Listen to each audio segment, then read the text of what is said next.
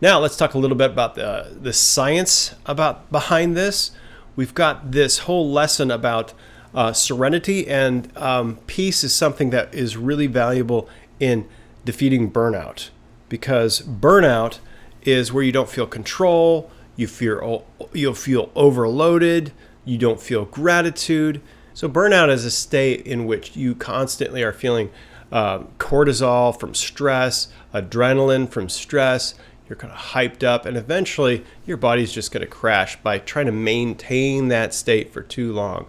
So remember, we're talking about peace is the state where I can encounter others without feeling stress. So you could see burnout is the state where I have stress when I encounter others, and I'm trying to maintain that state for years, and that amount of stress and energy that takes eventually leads you to burnout.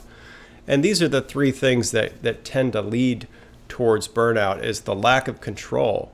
So if you're not having those discussions like we talked about in the emotional section where, is this working? What's not working? Do you have enough energy?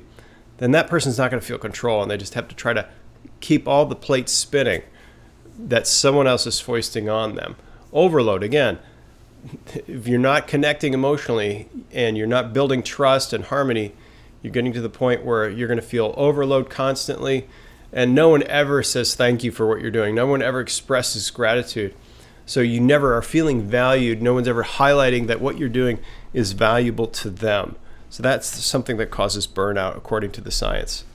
All right, so let's talk about gratitude now. So according to the statistics from the Berkeley Center for Greater Good, you've got a 50% higher rate of personal satisfaction when you express gratitude and when you receive gratitude.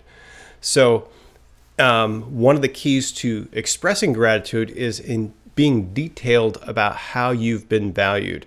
So rather than just saying thanks, you want to actually engage with someone and say, thanks for staying a little extra after work and putting in extra energy to get that report to me.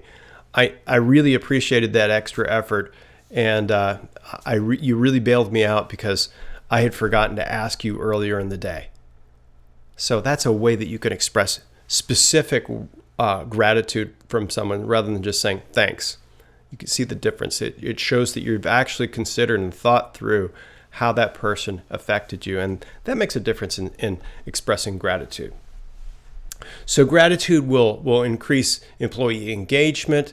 It will decrease turnover by 20%, and it'll increase personal satisfaction by 50%.